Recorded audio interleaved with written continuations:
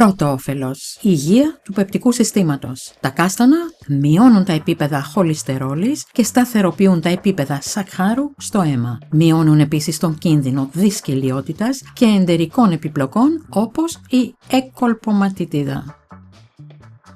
Δεύτερο όφελος. Αυξημένη λειτουργία του εγκεφάλου. Τα κάστανα περιέχουν λιποδιαλυτές βιταμίνες B που προάγουν την υγεία του δέρματος, παράγουν ερυθρά αιμοσφαίρια και βελτιώνουν τη λειτουργία του εγκεφάλου. Τρίτο όφελος. Αυξημένα επίπεδα ενέργειας. Τα κάστανα περιέχουν υψηλές ποσότητες υδατανθράκων, οι οποίοι είναι απαραίτητοι για βράχυπρόθεσμη και μακροπρόθεσμη ενέργεια. Βοηθούν επίσης στη λειτουργία του νευρικού συστήματος.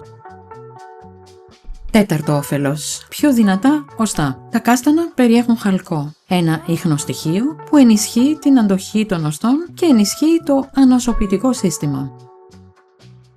Πέμπτο όφελος. Μειωμένος κίνδυνος ανάπτυξης ασθενειών. Τα κάστανα περιέχουν μαγκάνιο, ένα ιχνοστοιχείο που καταπολεμά τις ελεύθερες ρίζες στο σώμα και μειώνει τον κίνδυνο καρδιακών παθήσεων και καρκίνου. Παίζει επίσης βασικό ρόλο στη διαδικασία γύρανσης και βοηθά στην πρόληψη της πήξης του αίματος.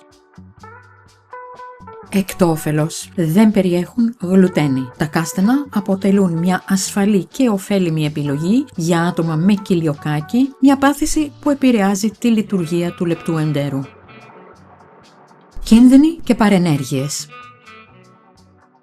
Οι αλλεργίες στα κάστανα δεν είναι τόσο συχνές όσο σε άλλα είδη ξηρών καρπών όπως τα φιστίκια, αλλά μπορούν να προκαλέσουν σοβαρά συμπτώματα. Εάν έχετε αλλεργία στους ξηρούς καρπούς, θα πρέπει να αποφεύγετε τα κάστανα. Η αλλεργία στα κάστανα μπορεί να προκαλέσει συμπτώματα όπως κνισμό, πρίξιμο, συρριγμό και ερυθρότητα. Εάν εμφανίσετε οποιοδήποτε από αυτά τα συμπτώματα μετά την κατανάλωση κάστανων, θα πρέπει να διακόψετε τη χρήση και να συμβουλευτείτε αμέσως τον γιατρό σας. Επιπλέον, παρότι τα κάστανα είναι πλούσια σε σημαντικά θρεπτικά συστατικά, έχουν και υψηλή περιεκτικότητα σε υδατάνθρακες. Για παράδειγμα, μόλις 10 κάστανα αποδίδουν σχεδόν 45 γραμμάρια υδατανθράκων. Εάν κάποιος έχει διαβήτη ή υψηλό σάκχαρο στο αίμα, χρειάζεται προσοχή στην κατανάλωση κάστανων. Παρότι αποτελούν σύνθετους υδατάνθρακες, που χωνεύονται πιο αργά, μπορούν να ενταχθούν σε μια ισορροπημένη διατροφή. Ωστόσο, είναι προτιμότερο να καταναλώνονται με μέτρο και να συνδυάζονται με τροφές χαμηλότερες σε υδατάνθρακες, ώστε να αποφεύγονται απότομες αυξήσεις στα επίπεδα σακχάρου.